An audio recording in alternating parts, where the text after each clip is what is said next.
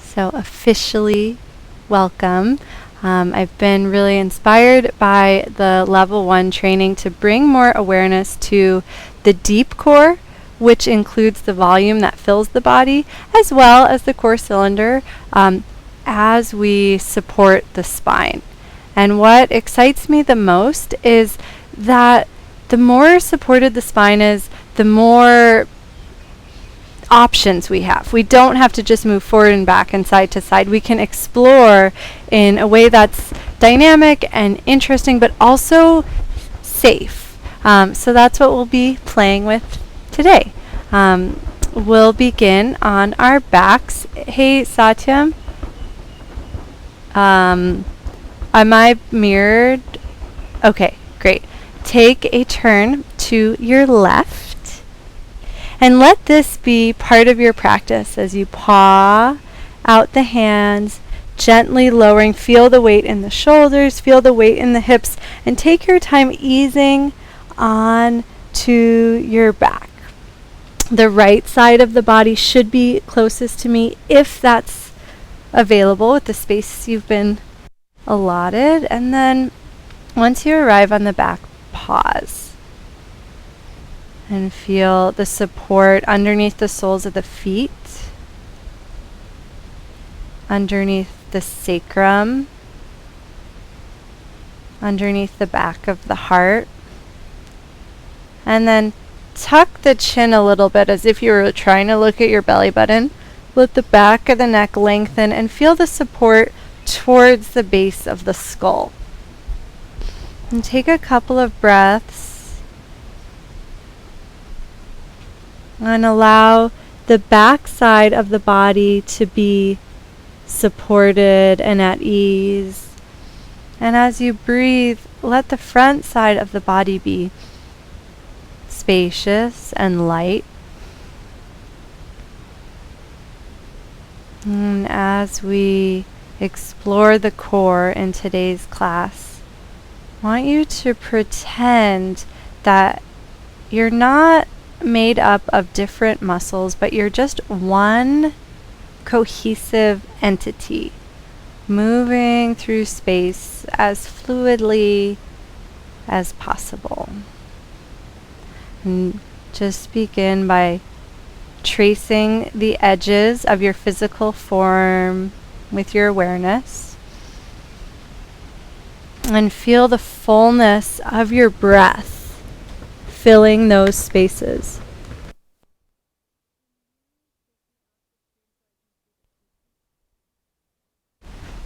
And just take a few breaths, noticing the inner space being filled by the breath and how that interacts with the edges of your physical body.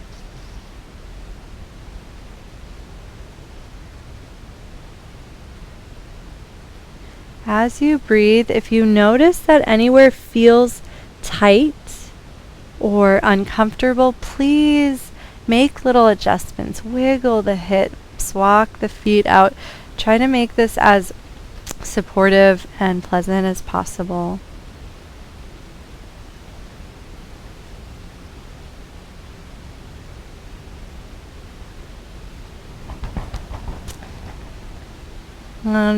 We'll start adding in some gentle movement. If you're following along with the playlist, you can hit play on the first track. Make sure it's set to loop. And let's begin with some gentle windshield wipers of the knees. And first, do whatever you want, and then we'll get a little more specific. So notice what your normal movement pattern feels like. And then bring your awareness to the soles of your feet and anchor them down so the big toes stay connected as the knees windshield wiper, and it's going to limit how far the knees can move.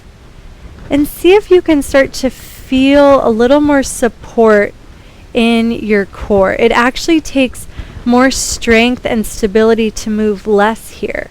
So you might start to feel the tissue inside the space of the pelvis, engaging the deep abdominals. Bring the knees to point towards the sky, and then take your fingers and touch the hip bones, the hip points in the front of the pelvis, and then bring the fingers just inside that space and push down so you feel the soft tissue inside the hip bones, the ASIS, if you know where that is. You're all yoga teachers, so you know. And now do that same thing again, keeping the big toes anchored as you move the knees from side to side, and notice that gentle tone happening there. And try to keep the pelvis anchored so it's just the knees moving, and see if that helps more wake up in the deep core. Did you feel that difference, Sam? Awesome. And then releasing the hands down, see if you can still feel that tone happening without the feedback.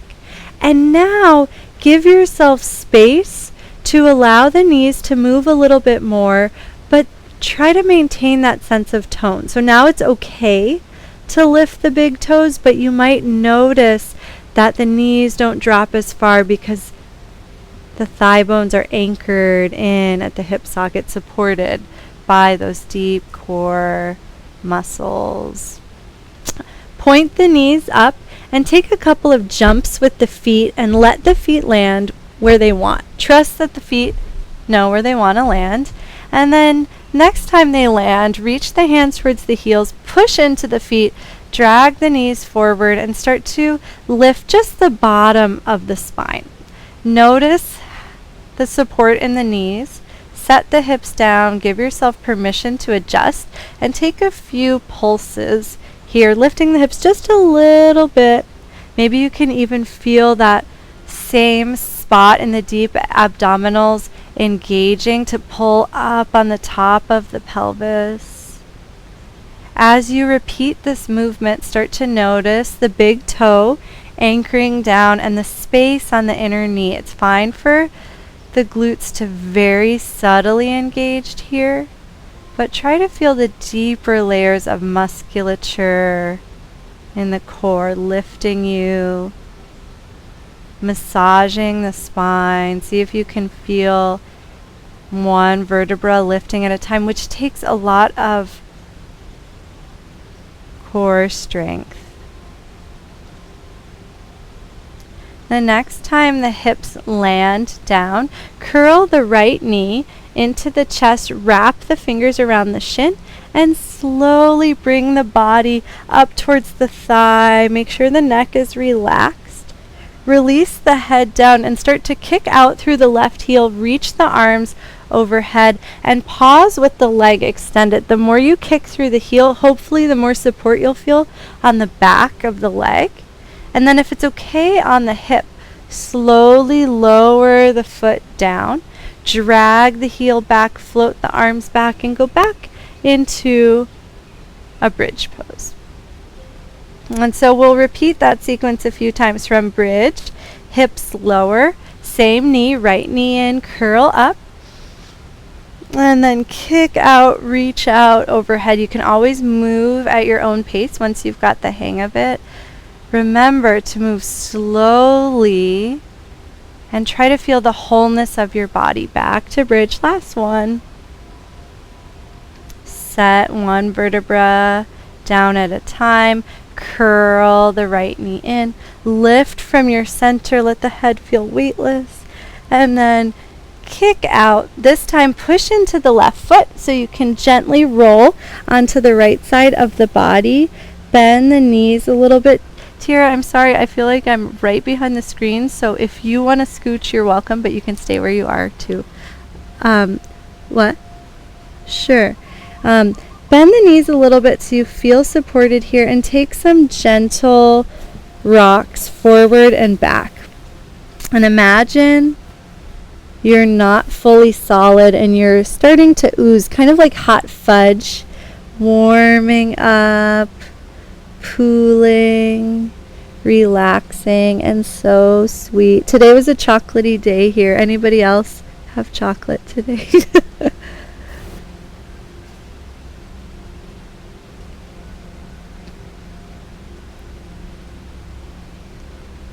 And scan the whole right side of the body. And if there's a place that feels tight, see if you can soften there. See if you can breathe there.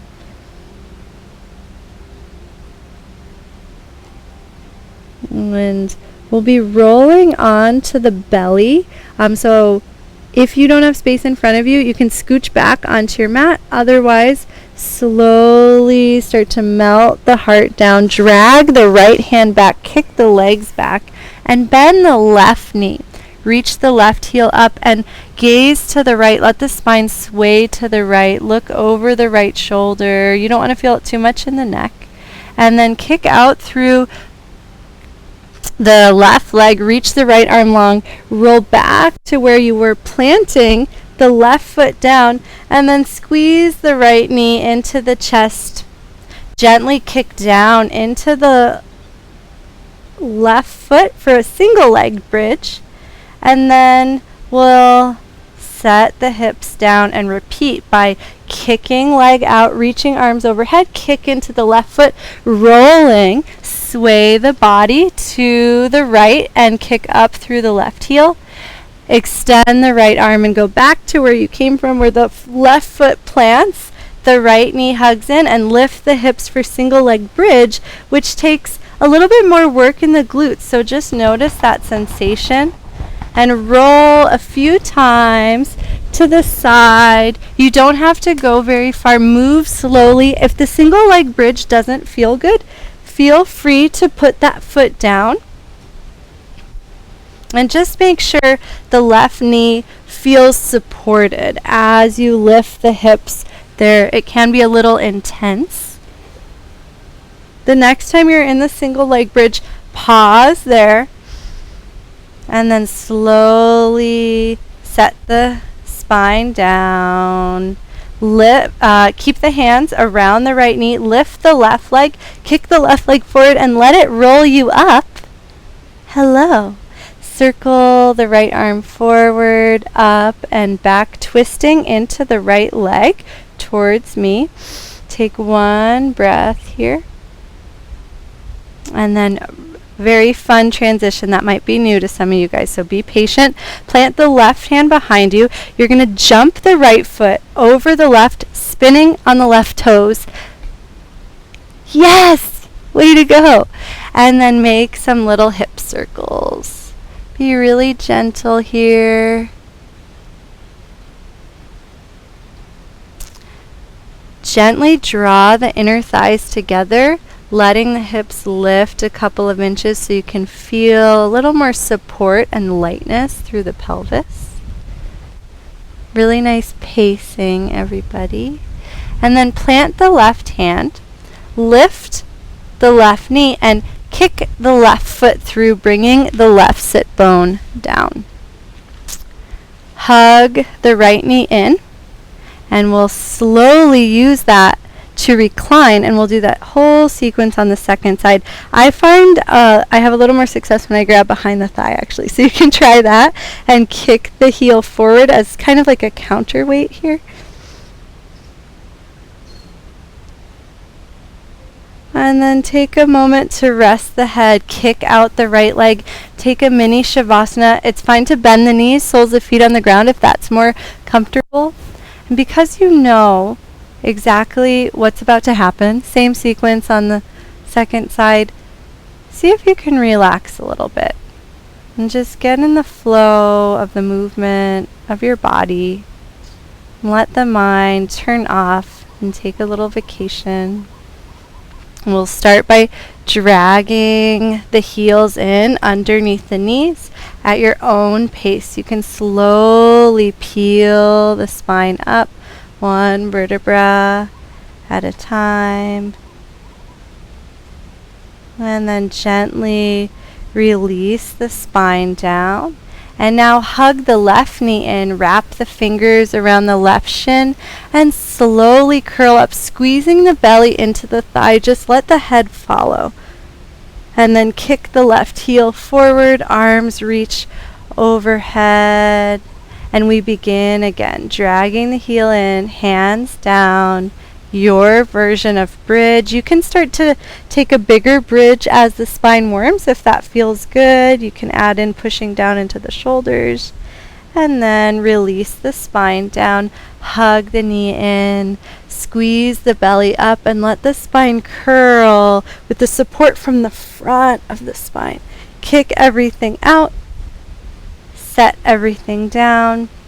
And on this last bridge, try to feel how the front of the body is actually lifting the spine up, and see how relaxed you can keep the back of the body.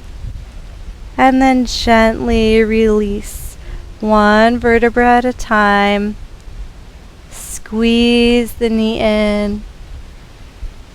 Reach everything out, and now we kick into the right foot, rolling onto the left hand side. Right hand comes in front of you, bend the knees, and now gently rock forward and back. This can be as slow as you want, as small as you want, or as big. And try to let everything relax. Try to let everything soften. And it's not just physical relaxation. Imagine tension leaving your body.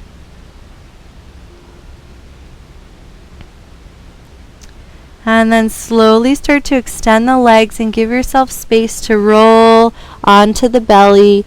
Bend the right knee, drag the hands back, and sway the spine to the left, gazing over the left shoulder. Option to kick the right heel up just a little bit for some more space in the front of the hip.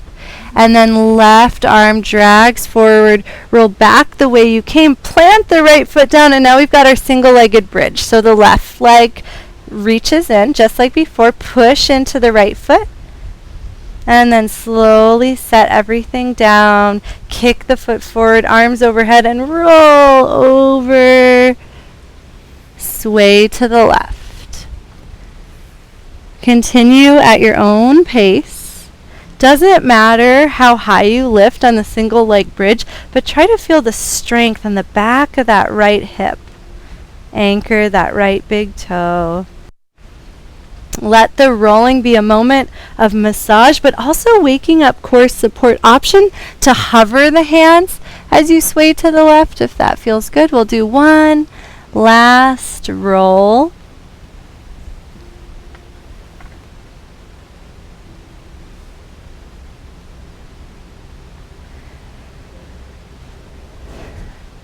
We'll all meet in the single-legged bridge.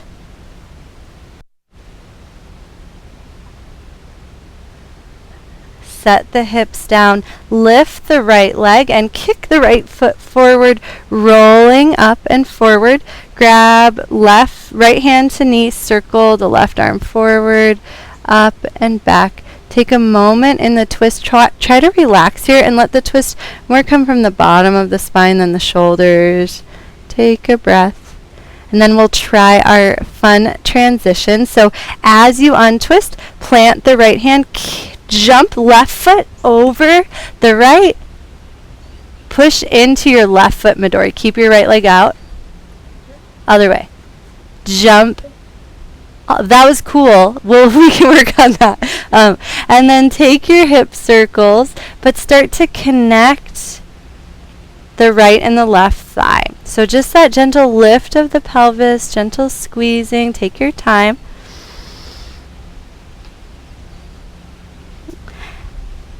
And then if you're slightly off the mat, you can heel toe the left foot onto the mat. Just make sure it's off to the left side of the hands.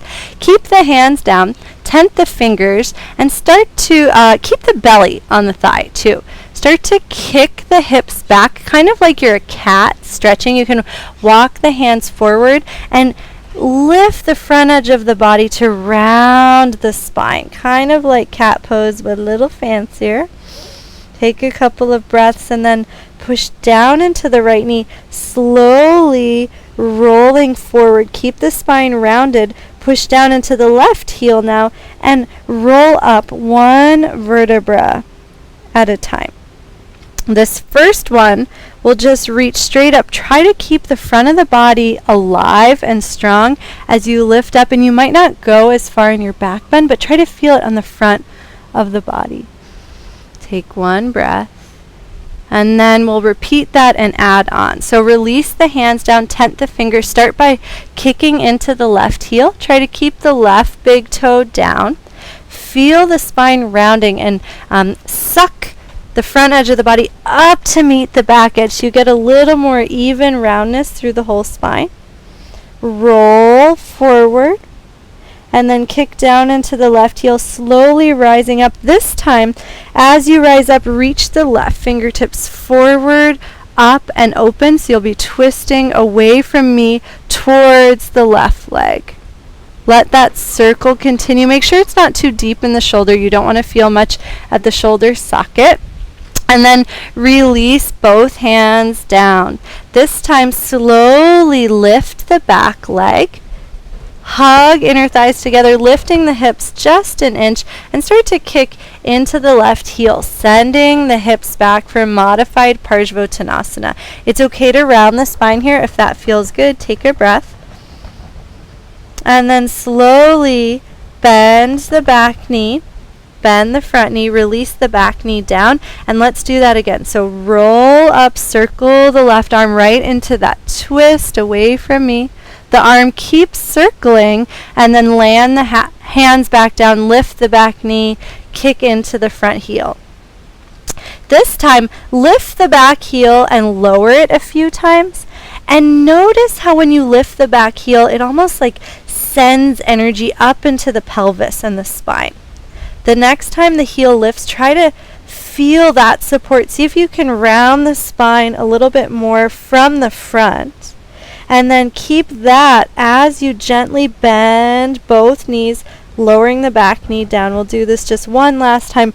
Rolling up, circling towards the front leg. And then bringing the hands down, lift the back knee, kick into the front leg. Option to lift the front toes. You don't want to hyperextend the front leg, but it can feel fun to outstretch that whole back line of the left leg, sway the hips a little bit. And then bend the left knee, keep the hips high. Shift the weight into the right hand, lift the left hand so you twist into the grounded leg. And we're going to experiment here. I'm not sure how it's going to work. You can tell me. We're going to simultaneously lower the left arm and use that spiral to kick the left leg back into plank, and hopefully it'll feel easier. How did that go? So the jury's out. We'll try it again on the other side in a moment. So from here, hover the knees, push into the hands, send the hips back, and kick into the legs, coming forward into a plank. Do that a couple of times. Let the legs be really springy, and notice how the unfolding of the legs almost just shoots you forward. The next time you do that, you'll actually shoot the right foot forward so that we can do that sequence on the second side. Good job, Mom. Lower the back knee. And we'll take some of those hip circles. And then we'll add on our cat stretch. So tent the fingertips. Start to kick into the right heel. The belly stays on the thigh. It's okay to round here. And then push down into the heel. Push down into the fingertips so the front edge of the body, nice. You've got it. Rounds. Slowly bend the front knee, unrolling the spine. Push into the front heel, coming all the way up. The first one, we stay straight. Feel the support in the front of the spine. Low back is soft. Big circle with the arms. And then we'll repeat and add on the twist. So lower the hands down. Kick into the foot, round the spine. Take a breath into the low back. You don't want it to feel intense, but try to feel an evenness across the whole spine, kind of like a rainbow. And then bend the front knee, kick into the right heel, slowly rolling up. This time, we twist the right hand up and open. Yay, we get to face each other. Oh, you guys look really beautiful. Do some jazz hands now that I can see you. Like, yeah, oh, it's beautiful. And then continue the circle, release the hands down. This time we add on by lifting the back knee, kick into the right heel, send the hips back any amount, just saying hello to that pose. And then lower the back knee down, round into your cat stretch, slowly roll up and twist. The jazz hands are optional, but they were pretty fun. Keep the circle going. Hands down. And now as you lift the back knee, pause for an extra moment. Draw the inner thighs together. Notice how the hips lift. Kick into the front heel, modified Parshvo Tanasana, and then lift and lower the back heel. Now as you lift the back heel, you're engaging that deep calf core, the soleus, which travels all the way up the inner thigh to the pelvic floor and the psoas, the diaphragm, and see if as that heel lifts you can find that support wrapping all the way up and filling the volume of the body. And the next time the heel comes up, slowly bend both knees, set the back knee down. We'll just do that one more time, starting with the cat stretch. Try to feel the support on the front of the spine and keep that support alive as you roll up one vertebra at a time. Big circle with the right arm. Pause here for a moment. Take a breath. And then let the arm circle continue. Hands down. Lift the back knee. One last modified Parshvo. Option to lift the toes on this one. You don't want it to feel intense. Try to sway the hips and see if that allows you to release any tension and disperse the effort across the whole back line so you don't just feel it at one spot. Bend the right knee, plant the left hand, shift the weight into the left hand, reach the right hand up, and I'm going to demo this. Maybe it'll go better if you see it. So what I've been playing with is this counter rotation. As my right hand drops, it's easier to kick my leg back. And feel free to try it a couple of times. Yeah, cool, nice, great job. And then pause and plank, lower the knees, paw out the hands just so you can find a little more suppleness. And then make some circles, as long as it's not too intense on the wrists. If it's intense on the wrists, you can lower the forearms. Still super beneficial for the shoulders, so it's up to you, but we're just circling around the shoulders. Go the opposite direction as well. Everybody's moving at such a nice pace. Great job. Tuck the toes under if they're not already. Walk the hands in towards the knees and slowly lift the knees. If this is intense on the feet, you don't have to stay here long. We're headed towards a forward fold, but if it feels okay, take a moment to lift onto the toes. Try balancing. We had a request today for some balancing poses. Push down into the feet. Let the hips hover. If this isn't comfortable in the knees, you can relax, but try awakening the muscles in the legs. And then gently lower the knees towards the mat. Come to kneeling and drop the hands. Shift the weight into the right knee. Bring your arms to a T and hover the left knee. Try to make this hard for yourself. So if your balance is super solid, you can kick the foot at different directions and notice how the right hip socket pivots on the head of the right femur.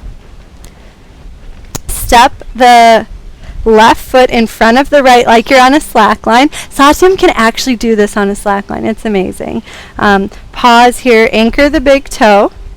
Gently activate the glute. If it feels easy, close the eyes. This will make our standing balances a whole lot easier. And then slowly heel toe the foot to center. And let's kick into that front leg. Take a little sway. Bend the left knee. We'll try our transition into plank, and there's a few steps before we do that. Lift the back knee. Push into, right knee, whatever I said, I don't know what I said. Plant the right hand, lift the left hand, take a moment in the twist, and then play with kicking left leg back as you lower the left hand. Cool. Great job. Lower the knees. Slowly circle the weight around the wrists. If that feels really easy, you can do this in a full plank on the second round. And try to feel the support in the front of the body, lifting up against the back of the body. Lower the knees, walk the hands in. Option to play in our little balance for a moment. And only do this if you don't feel pressure on the front of the knees. If you feel pressure, it's okay to lower the knees and we'll just meet in kneeling.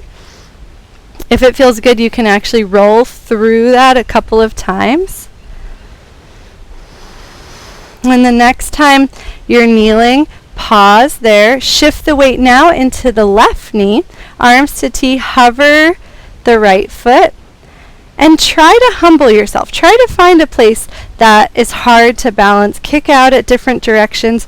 Try to find those little wobbles. Make sure you're breathing. Balancing while holding the breath doesn't count. Doesn't matter how cool the thing you do is, doesn't count. And then step the right foot in front of the left. Slackline lunge. Pause there. If it feels easy, close the eyes. Breathe. Try anchoring the big toe. See if that helps. Gentle engagement of the glute. And then heel toe the foot over to the right. Plant the left hand down. Lift the left knee. Take your twist to the right. Last one. Lower the right hand as you kick back to plank. And pause in one solid plank. Breathing. If it's not comfortable, you can take a resting pose. Otherwise, see how minimal effort you can apply in plank. And feel free to paw out the hands. My wrists needed a little adjustment, so you can try that too. And now lower the knees, walk the hands in. This time as you lift the knees, drape the body over the thighs, curling into a little tiny ball. And then walk the hands towards the feet. Keep the heels heavy so you've got weight in the back line as you gently lift the hips into a forward fold with the body on the thighs. If it's okay on the neck, let the head hang heavy. That looks so nice, Sithara.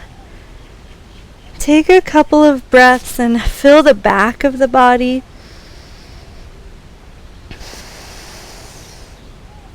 And then bend the knees deeply, almost like you're going into a chair pose. Let the pelvis drop towards the heels and slowly roll up one vertebra at a time. You don't want to feel any pain here, so it's okay to use your hands for extra support if it feels like there's strain anywhere. And actually try to feel that one vertebra at a time, stacking.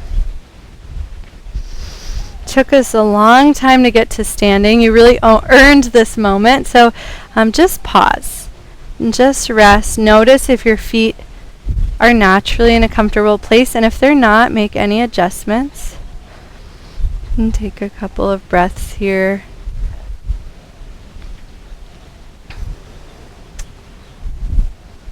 Shift the weight into the right foot. Extend the left heel forward, slowly lower the heel, and then draw a line from the heel to the left pinky, slowly bringing the outer edge of the foot down. And then from the pinky to the big toe, let the front of the foot come down. Big toe comes down last, and then the right leg swings. Present the right heel. Same thing, roll through the outer edge of the foot, and then roll through the front edge of the foot from pinky to big toe, and then set the big toe down and gently swing the back foot forward.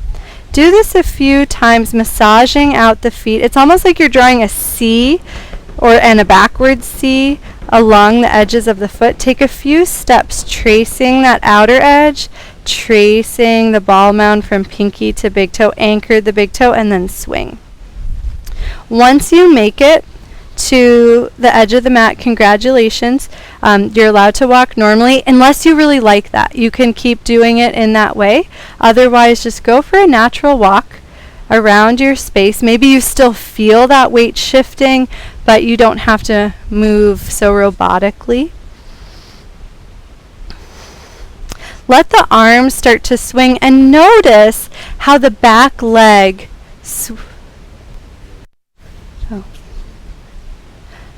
Notice how the back leg just swings forward effortlessly. And then if you'd like to grab a sip of water, you're more than welcome to. Now is a good time.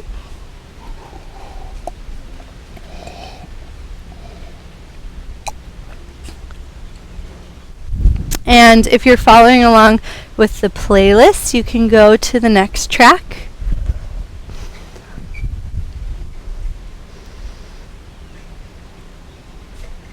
And I'm thinking, let's try facing each other, because I know it's sort of hard when you guys are over there, and we'll see how that works for now. So from here, paw out the mat with the feet. Keep the weight in the heels. Start to anchor the big toe, but allow the outer edges of the foot to contact the mat a little bit extra. Turn the toes forward, and as the outer edges suction down, notice a sense of lifting up through the arches, all the way up the inner thighs to the pelvic floor. And then keeping the left suction down, reach the left arm up and start to challenge it. As you reach up and over, see if you can lift a little bit more from the inside of the left leg, and then we'll switch. And don't worry about how far you side bend, but try to feel that sense of lifting through the inner thigh and suctioning the outer leg down. If you want to, you can switch the direction of the hands. So the side you're going to, palm down, side you're going away from, palm up, kind of feels nice. And then come back to center, both palms down, and see how relaxed you can find this T. So it's just as even effort as possible. Float the arms down, bring the fingertips to the hip, the front of the hip, and then find that soft tissue that we found when we were on our back, and cough a couple of times. I'm going this way so I don't cough towards someone, and feel that little engagement. That's the level of engagement that we're going for. Imagine just ever so gently lifting that hip point. And do it a couple of times. It might just be like 1 millimeter, but as it lifts, see if you can feel those same coughing muscles turning on. That's transverse abdominis. As you do it, you don't want the glutes to super engage or anything. We're just playing with leveling the pelvis and let it release. I'm going to turn to the side just so you can see it. So here's where I am naturally, and then it's just a gentle lifting of the front corners of the pelvis. As that happens, the sits bones naturally draw down. One other way to feel this is right hand to sacrum, left hand to that soft tissue, and just rock the pelvis forward and back, not forcing it anywhere. You don't want to go beyond where is comfortable for you today, but try to feel where the hands are the most parallel.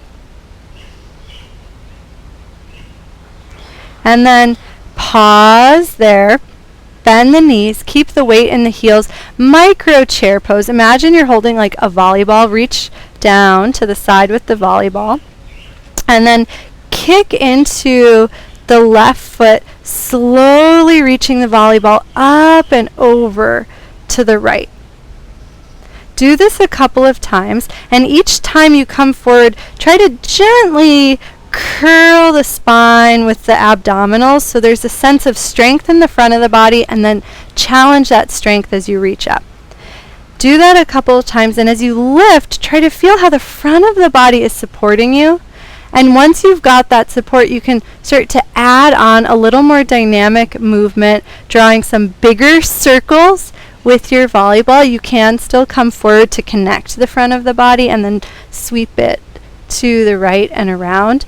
And you never want to feel this in the low back. So if you go too far, there might be some pinching or compression, in which case come back to center and try again. Less is more.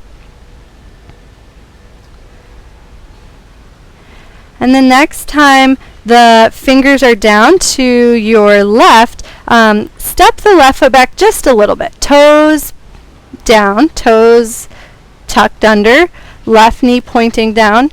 Try the same thing, curl down towards the left knee, feel the abdominals engage. This time as you start to reach up and over to the right, let the left heel come down for sideways Vira 1. Do this a couple of times. I like exhaling forward to make that core connection and then inhaling to keep the core connection strong as I lengthen. It's up to you if you start to draw circles, but only if the front of the body is craving that expression of opening, and it can do it without compressing the low back. If you're circling in one direction, you can play with circling in the other direction.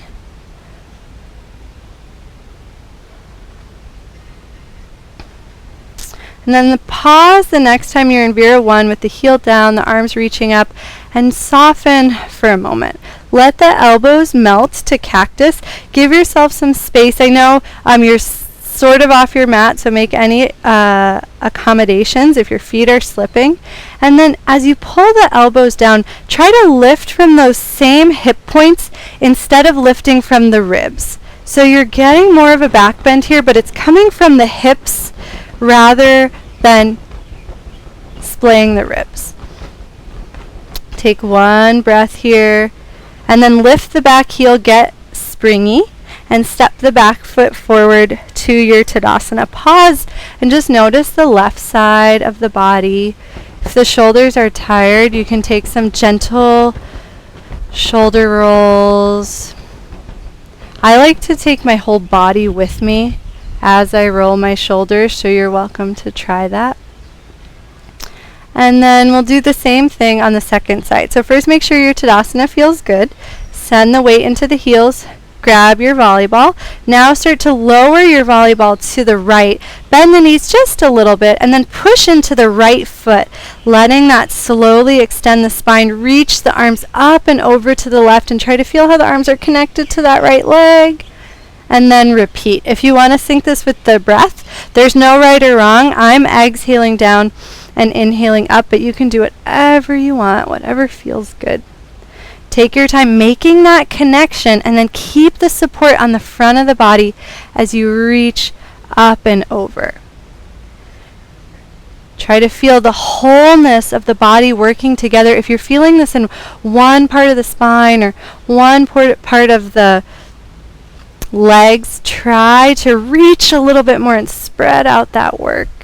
The next time you come down, tuck the right toes, sending them behind you just for a short lunge, taking a couple of bounces, and then we'll do that same thing.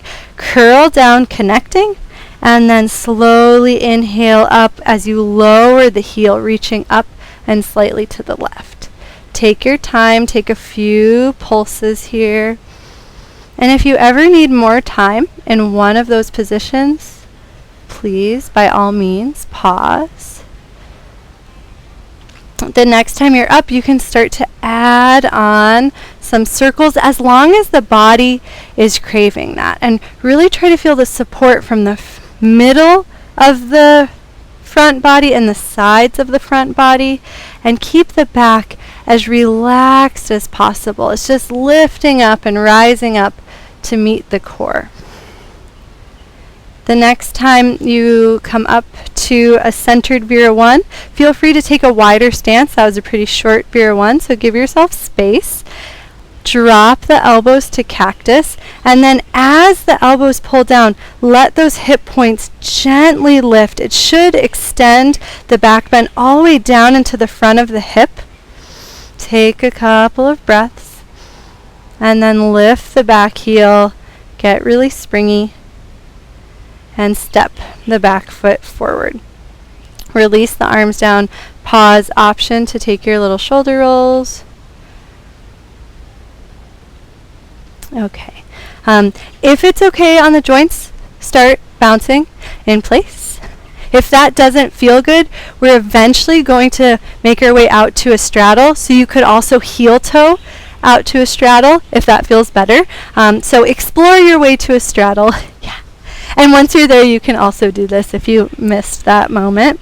So from your straddle, everybody looks really good. Nice, Roseanne, some extra jumping. I love it. Dana, just turn the toes forward for now. Awesome. And so turning the toes forward, anchor the big toes. And just like we did walking, let a little more weight pour into the outer edges of the feet. You might notice the arches lift. You don't want the feet to strain, but see if you can feel that little extra lift here and anchor there. The lift rises all the way up. Send the weight back into the heels and reach the hands forward as you shift the hips over the left heel. And then with your next inhale, kick into the left heel and open up to a star. And then exhale, same thing over to the right. And now take your time floating from side to side. You don't want any pressure in the knees here, so it's really valuable to keep the weight back. Keep the big toes anchored. And start to notice the sensation on the inner leg line of the outstretched leg. Try to see if you can feel how that inner leg line rises up into the pelvic floor. So it's not about going as far as possible into the lunge, but really about keeping that buoyancy in the pelvis. The next time you bend over into the left knee, push down into the left leg, lift the right heel, turn the right toes out, and pause in Virabhadrasana 2. Take a moment if you need a little bit more space here, and then anchor the weight evenly. Push down into the legs.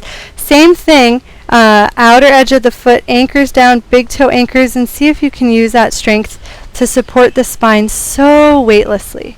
If it's comfortable, it's okay to bend a little more into the right knee, but just try to keep equal weight in both feet.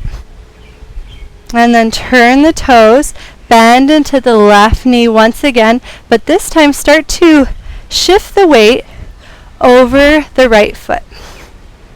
We're eventually making our way into a tree, but there's no rush. Start to play with bringing the left foot in. And if you're scared to bring weight onto the right leg, you can just squeeze the inner thighs together, or you can play with the sole of the foot towards wherever the muscles can naturally bring it. Eventually, as you feel comfortable, you can find some hang time here, or you can keep bouncing. If you're finding hang time, it's okay to allow the foot to rest. And then same thing, see if you can gently lift on those hip points, letting the pelvis be light. Notice that subtle abdominal engagement. If you enjoyed the cactus arms, you can try them here. Take a couple of breaths. And then point the knee forward, grab the shin, and ever so gently curl forward just as a counter pose. Circle the left ankle, set the left foot down. That was a lot on one leg, so just pause. You can circle the weight on the feet, trying to notice the outer edges suctioning down, the inner edges lifting, but keep the big toes anchored. Circle the weight the other way. And then either hop or internal, external your way to a straddle. So we'll meet in straddle. We'll do fewer of these modified Skandasanas. If that was a lot, try not going as far. Try finding an experience of support, and don't worry about depth. The next time you're in the right knee, pause there. Start to kick down into the right foot. Lift the left heel. Turn the left toes out. Bend the left knee for Virabhadrasana 2. Give yourself some space if you need to inch that foot further. And even here, play with lifting the hip points just to level the pelvis and bring the deep core online. As you do that, see if you can actually feel how that relates to the inner thighs and all the way down to the arches. Gaze over the left middle finger if that feels good. Option to bend a little more into the left knee. Keep anchoring through the outer edge of the back foot, letting that lift of the back arch rise all the way up to the pelvic floor, and breathe.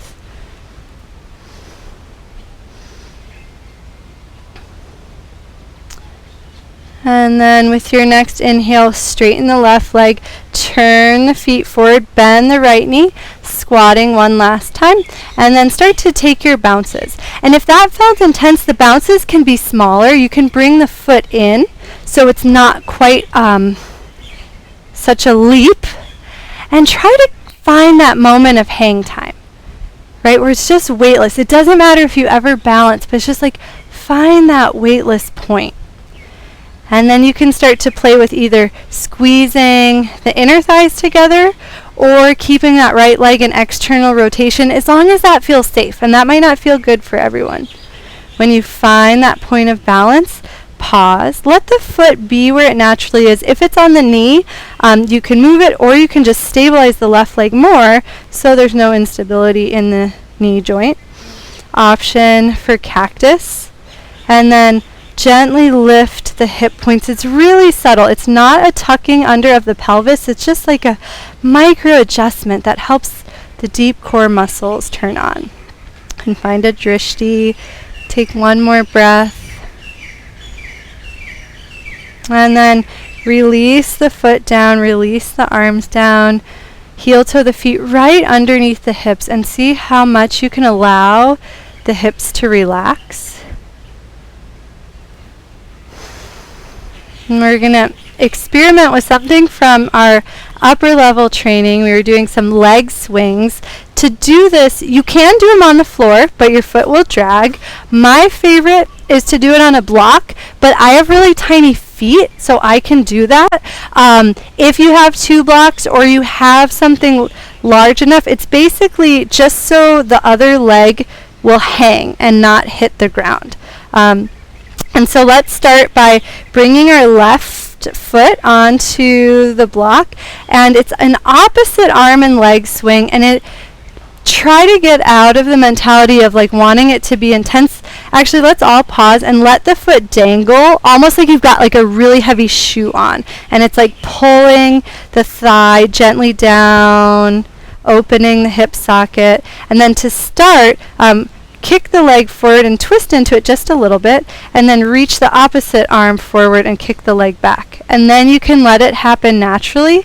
Try to keep lifting on the hip points like we've been practicing all through class, so there's as minimal pelvis movement here, and it's really more in the leg. So this is stabilizing in the pelvis, helping extend the hip naturally. This is a natural part of our walking, is the leg swing. You might notice the work on the left hip. It's doing a lot to stabilize you, so just appreciate that for a moment. And the next time the leg swings back, if you feel safe on your block, you can take a moment to grab the ankle, reach the right hand forward, find a drishti, and ever so gently kick the foot into the hand to lengthen your strong front body. Keep the back muscles nice and soft. Let this come from the front.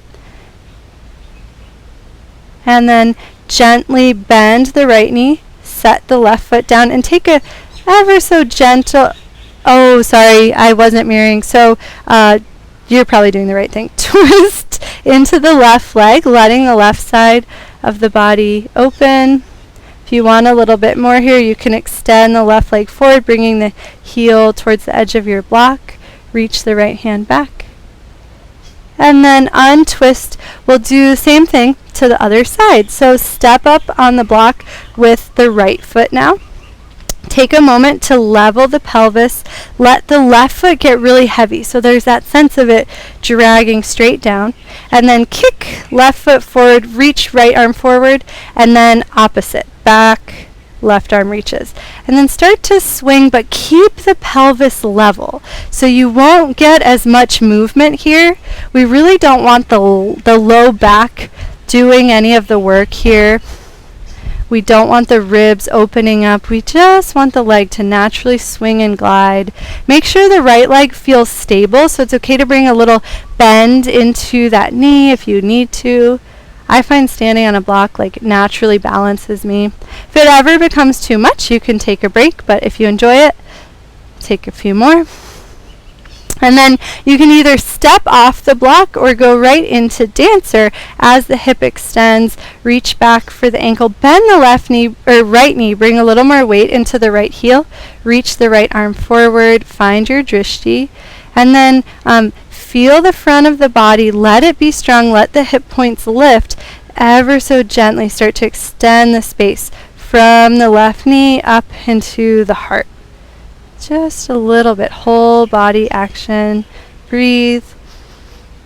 And then slowly bend the right knee. Set the left foot down and gently twist to the right. If you want more here, the right leg can extend. Just make sure that the knee feels supported and there's no hyperextension. And then reach the right arm forward, untwisting, step off the block, and go for one more little walk. And notice if you can feel that quality of leg swinging. Sometimes it helps to kind of pretend you're Gumby and let your arms really swing. Be aware of your hip points here. I know I gave that cue a lot. It's just been really helping me turn on my deep core muscles in a subtle way.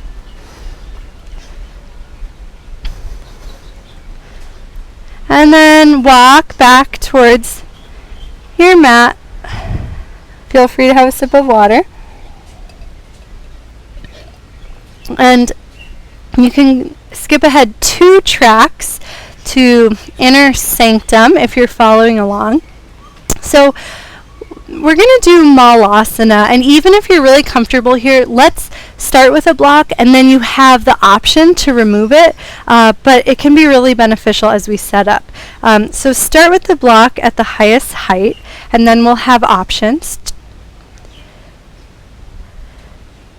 Step the feet wider than Tadasana. Let the toes turn out a little bit. And just like we've been practicing, anchor the big toe and then start to bring the outer edge of the foot down. Slowly lower the hips towards the block and take a seat. From here, sometimes in Malasana, people sink down. So try lifting up by anchoring the big toe, gently squeezing the glutes and lengthening the spine. If this feels comfortable and you want to go a little lower, try the lower seat and then see if you can still find that sense of lift. If you want to support yourself without the block, you can try that, but see if you can find that same quality of lifting up, right? So there's space in the knees. And then bring the hands together, bring the elbows to the inner thighs, and this should be really, really gentle, not intense, but gently squeeze the inner thighs towards the arms and then push the arms out. Here we're gently engaging the hip adductors, part of the deep core. As you do that, see if you can gently lift the spine, using that squeeze to draw energy up through the core, even up through the neck. The tongue can press into the roof of the mouth. And then release the right arm down. Take a little twist and then bring the left hand to the outside of the left knee and gently push on the outside. It shouldn't be intense. Actually, bring the elbow back and then just open the knee away from the elbow. That feels better to me than the actual pushing, but now we're opening the outside of the hip a little bit. So we're bringing it away from the arm. And then we switch, so left arm, twist to the right. Keep the right arm where it is, but try to pull the right knee open away from the arm slightly, and you'll feel the outer hip engage a little bit more. And then come back to center. Last moment, see if you can rise up just a centimeter, finding space in all of the joints. And then gently set the hips down. Good job. Everybody's knees do okay there? Okay. Sometimes that can be kind of intense. Move the block out of the way and extend one leg at a time. Bend the knees a little bit, bring the hands to the thighs, and let this be gentle because we don't ever want like our hip flexors to get cranky, but squeeze the hands and thighs together and curl forward, and instead of engaging the hip flexors, see if this can help you round the spine, kind of like a crunch. Take a breath into the core and the back of the body. And then slowly roll up one vertebra at a time. Grab your volleyball. The knees can stay bent or they can lightly extend but not hyperextend, so there's a little energy rising up through the back of the knees. Take some of those circles that we explored before, and we don't want this to be intense on the low back, right? And this is an intense pose, so it means you've got to be really kind to yourself. You can always also lean back a little extra, especially if this is a hard pose for you. I enjoy spending extra time reaching towards my legs. You can feel free to try that. You can always pause. And actually, let's all pause over the right leg and just take some gentle sways, letting the low back loosen. Check in with the knees. Just make sure there's no pressure in the knees. And then kick into the right heel, slowly reaching back up. Bend the left knee now and melt over the left leg. Take some gentle sways. Make sure you're breathing. Make sure you're softening. If you feel like you're gritting your teeth or holding your breath or this feels too intense, try making everything smaller. Feet together, deeper knee bend. That's totally fine. And then for the last moment, two options. You can either reach the hands back and lift the heart, or you can play with reaching the hands forward and gently swaying, but that can be really intense, and especially if it's hard to tip the pelvis here, I recommend going backward or trying both and seeing what feels best. And then gently walk the hands in. Sit upright without moving the legs. Energetically draw the legs into the body and see if you can sit up a little taller. You can bring hands to heart center. That's sort of the feeling of energetically drawing everything to center.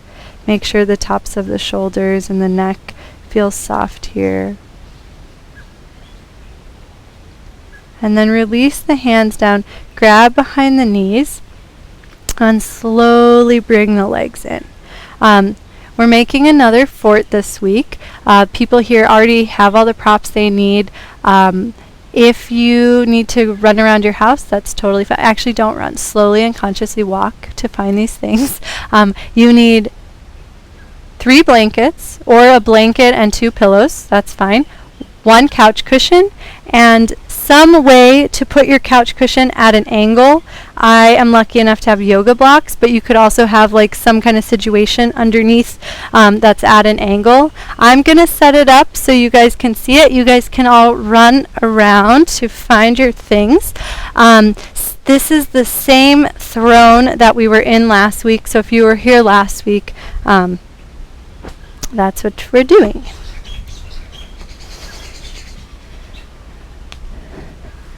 If you're in a chilly environment, or for you guys outside, feel free to grab socks, grab a sweater, or grab some way to cover yourself like a blanket. We're out of blankets. We have maxed out our... Yeah. So, I want to give you guys a couple of options. Oh, and you can pause your music if you're still listening. The option that I had in mind, because we did so much hip work, can feel really vulnerable to people. And so if you do not feel comfortable resting in a position like this, you can still enjoy all of the amazing props, but just have the legs extended. It's still super beneficial, so it's more important to choose something that feels safe and choose something that feels like you can really relax and release. So I'll talk first through the hip opening option, but just give yourself permission. So you've got your couch cushion on an angle. You guys did great. These two pillows or blankets off to the side are to support your arms so that your arms can relax completely. And then the final blanket is to support your knees. So if you're doing the hip opening, the soles of the feet come together like Konasana. The blanket goes on top of the feet, and then underneath the knees, really close in. You don't want to feel a stretch here, so it might feel like several inches higher than you're used to going in Konasana, and that's a good thing. And then if you would rather not be in the hip opener, you can bring that same blanket behind the knees and extend the legs. Both are good. Feel free to try both if you're not sure.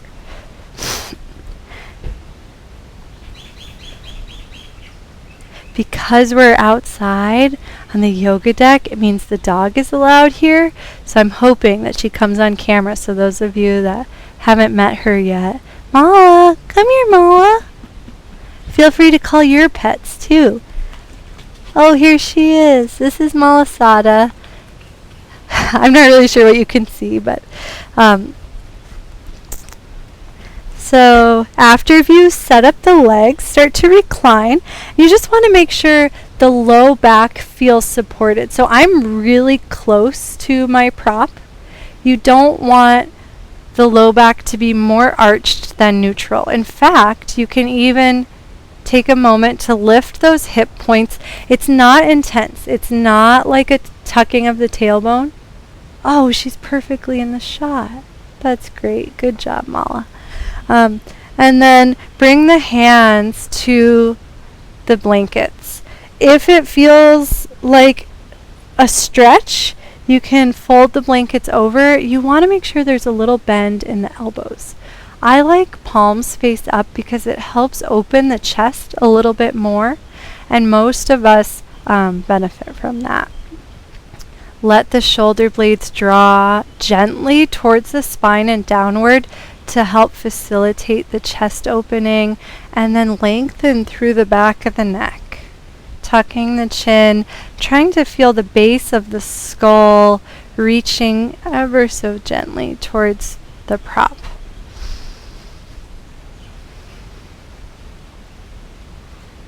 A good restorative yoga pose shouldn't feel like anything. It should almost feel like your body is dissolving and you're just energy.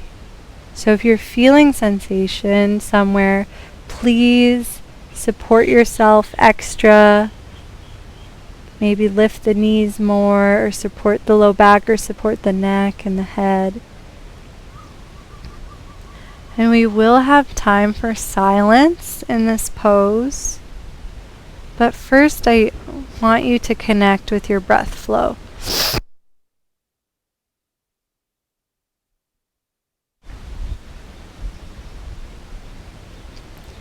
And this position is really optimal for breathing.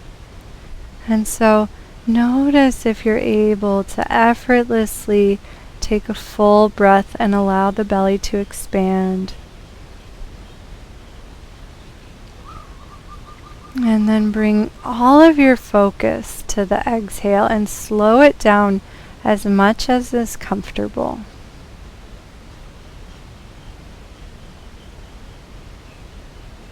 Pause at the bottom of the exhale and allow the inhale to arrive. Try not to seek it. It will come. Don't worry about taking a deep inhale.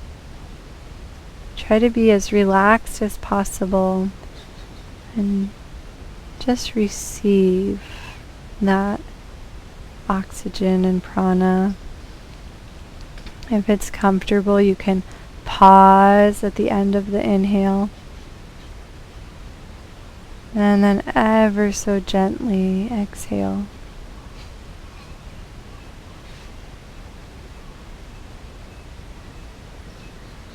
Pause at the end of the exhale and prepare to receive your next inhale.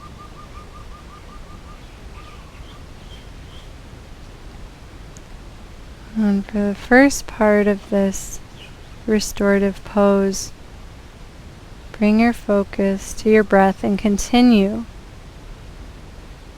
to consciously and smoothly breathe. And then as you relax, as the breath balances, give yourself permission to release that practice and let yourself sink a little deeper inside. You don't have to control anything, and you can just be.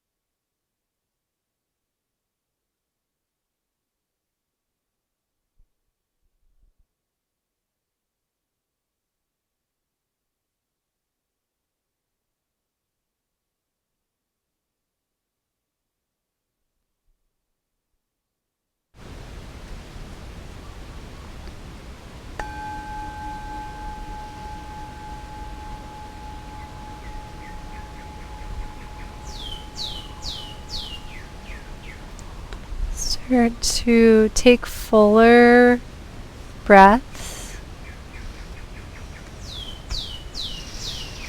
And if it would feel good, you can gently turn the head from side to side, just massaging the shoulders and the neck a little bit. And then gaze up and use the hands to push the knees together. Place soles of feet on the floor and pause for a moment and imagine you have a mermaid tail and just squeeze the legs together gently. Allow that strength to draw up into the core. And then grab behind the thighs and start to effortlessly pull yourself up as gently as possible, creating no tension. Wrap your arms either behind the thighs or around the shins and let yourself round forward.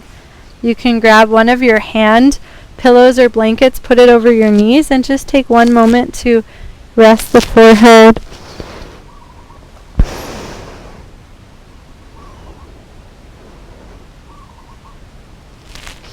Slowly lift the head, replace the blanket because you'll be using it again in a moment. Take the knee and leg blanket off to the side. Bring your bolster underneath your knees. Let the feet be a comfortable distance, hips width or sometimes wider is nice. You can move the blocks off to the side. And then the blanket that was underneath the legs, fold it so it's wider than the body. If you have like a yoga blanket, the fringe will be on one side. Make another fold that doesn't go all the way up. That's going to be your pillow, but there's going to be some space for the shoulders to be gently elevated but not as high as the head. So it's about 3/3. 2/3 are folded and 1/3 is unfolded, if that makes sense. You might need to adjust a little bit so that the shoulders come down off of the double fold and then the head is on the double fold. It's really nice to lengthen the back of the neck and tuck the chin here. Make sure the low back feels okay, so if your bolster isn't comfortable, a smaller thing can go underneath your knees, that's fine. And then the arm pillows or blankets are there so that the elbows gently bend. So you can bring the backs of the hands onto those cushions. And you don't want to feel any pressure in any of your joints. So take a little time to check in with the arm bone. Make sure it feels comfortable in the shoulder and it's relaxing and almost melting away from the body. And then check in with the thigh bones and make sure they're not pushing into the hip socket. So you might need to move your blanket a little further away. Sometimes it takes me a little bit of time to figure out what my low back wants to do. So give yourself permission to wiggle the low back around. You can push down slightly into the legs and then drape the spine down. The low back does naturally curve. We just don't want it to curve any extra. Once you've found a comfortable Shavasana, let yourself release. Imagine the physical body dissolving.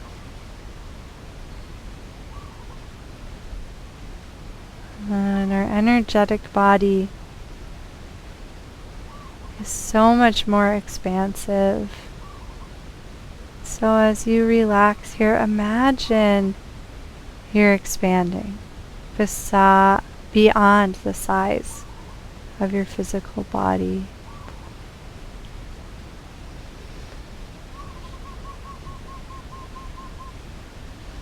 You can imagine your heart like a sun glowing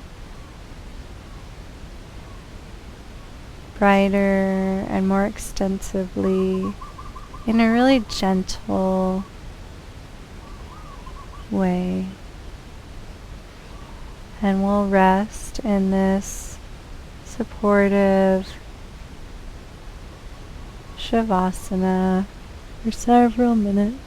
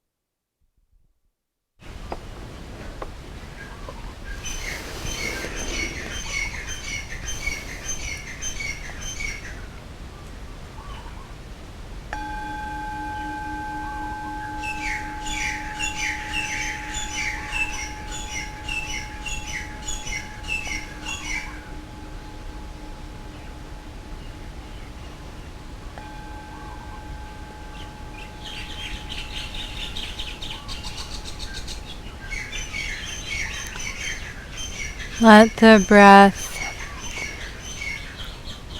extend through the body and beyond, feeling the space around the body, letting yourself stay expansive.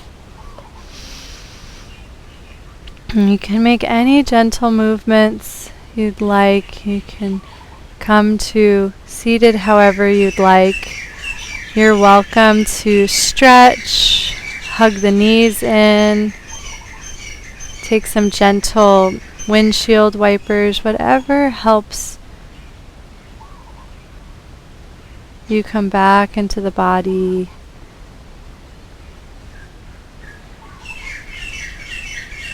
And see if you can maintain a sense of expansion even as you feel your physical form. You don't have to be totally ensnared by it. And we'll all meet at seated. Thank you so much for practicing. For those of you online, you're welcome to stick around. We're going to do a little bit of chanting and meditation, but it is 1:30, and I know you have important lives, so you're also welcome to leave. Great to see you. Are you guys okay without a bathroom break? We just have like less than 30 minutes. Okay.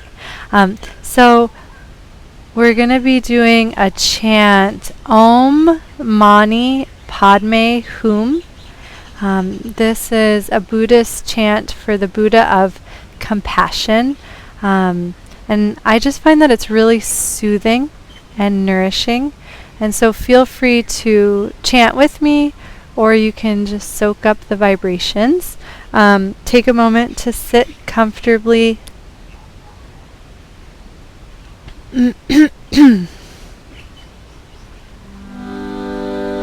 Om Mani Padme Hum. Om Mani Padme Hum. Om Mani Padme Hum. Om Mani Padme Hum. Do you guys need to see it written out? Well, the whiteboard is just right around the corner. One moment. Om Mani Padme Hum.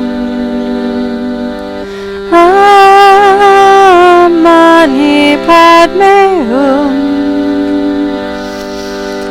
Om Mani Padme Hum.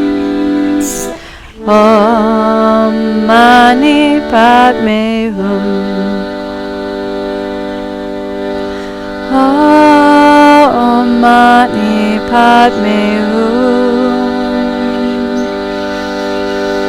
Om Mani Padme Hum. Om Mani Padme Hum. Om Mani Padme Hum.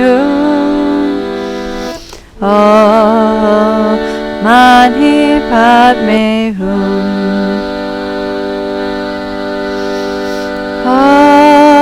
Om Mani Padme Hum.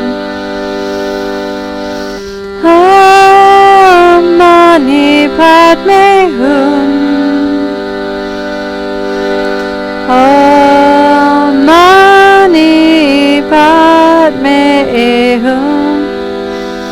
Om Mani Padme Hum. Om Mani Padme Hum. Om Mani Padme Hum.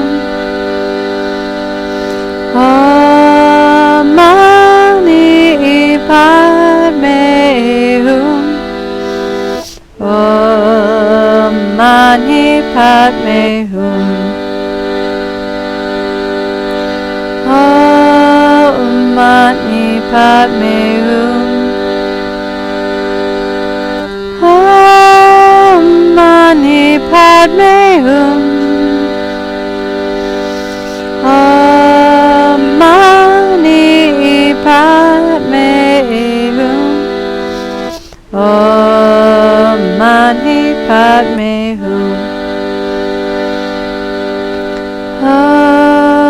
Mani Padme Hum. Om Mani Padme Hum. Om Mani Padme Hum. Om Mani Padme Hum. Om Mani Padme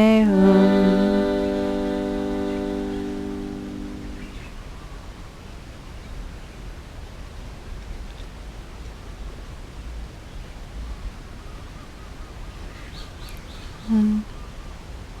Imagine in this upright position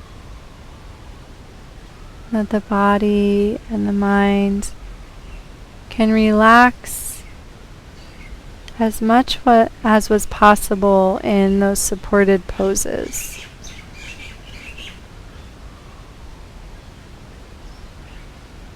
Notice if you can bring the quiet and the support into your meditation.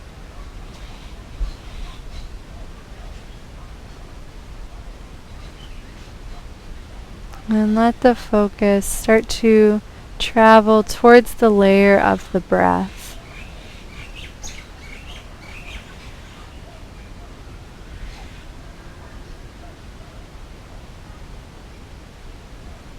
And as sounds and distractions happen outside and inside, that's okay. See if you can stay relaxed. Even if a thought arises, see if you can stay relaxed.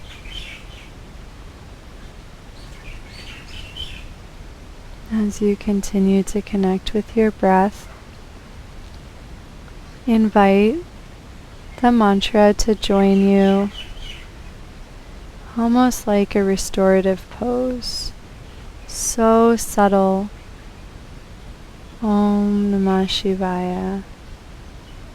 Each breath, letting it help you find your way to that deeper, real space inside.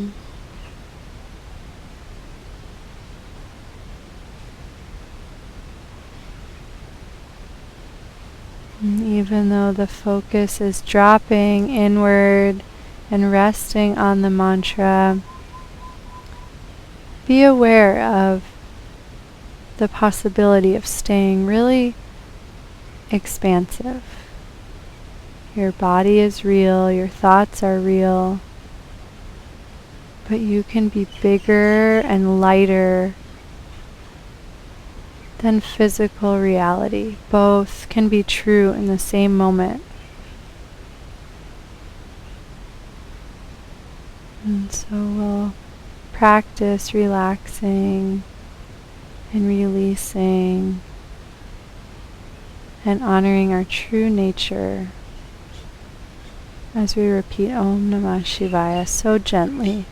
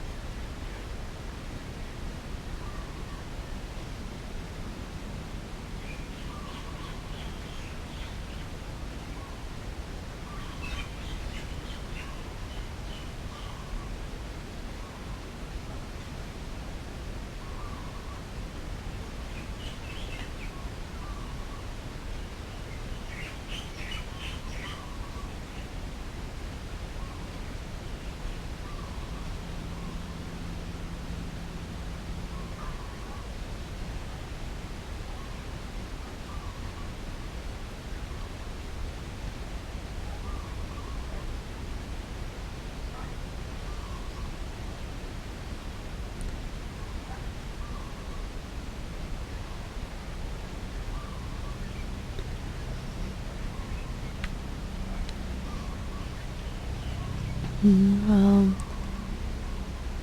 conclude with the gratitude practice. It starts with the hands at the heart center. And sometimes it's easy to feel grateful. You might already feel those sparks at the heart. Sometimes it's really challenging. And in those moments too, we can cultivate gratitude by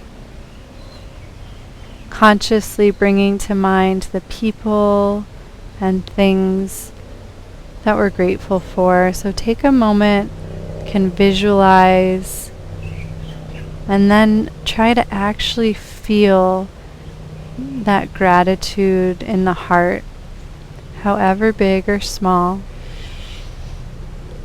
And breathe into it. Really be present with that feeling, even if it's hard to find. And in the yogic tradition, the outward things that you might be thinking of are actually just reminders of what always exists inside of you. And so as you breathe into the heart, try to feel that pathway that allows more and more gratitude to bubble up. And you can keep visualizing those things, or you can let them go at any point when the feeling in your heart becomes real enough. And because this is your true nature, see if you can relax. Get out of the mindset of creating it and try to feel what exists very, very deep inside of the heart. And take as many breaths as you can to expand this feeling until it grows beyond the size of the heart.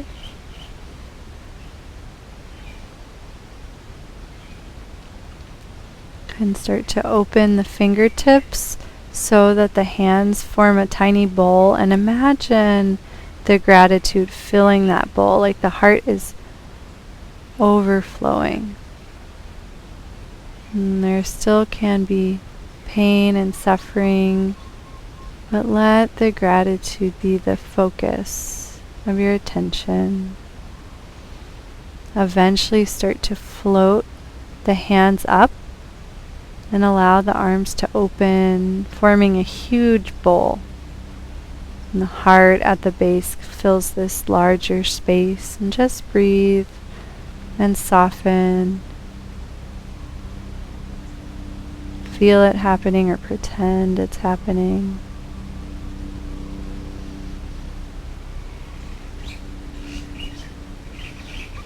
And on an exhale, gently soften and let anything you've cultivated rise up to the crown of the head and rise straight up to any of your teachers and guides, your spiritual connections that nourish you in any form. It doesn't have to have anything to do with this school, just wherever you feel your connections.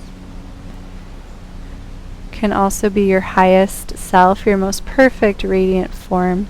Drop the hands down and relax. Let go.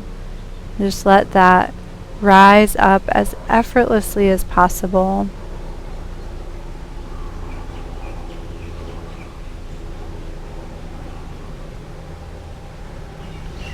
Bring your awareness to the crown of the head, and as you relax, just notice if there's any sensation there. When you make an offering from your heart to the universe returns that sweetness. So sometimes you can feel that gentle energy misting upon the crown of the head. And whether you feel it or not, just imagine soaking in the deepest nourishment from the crown of the head down into the heart.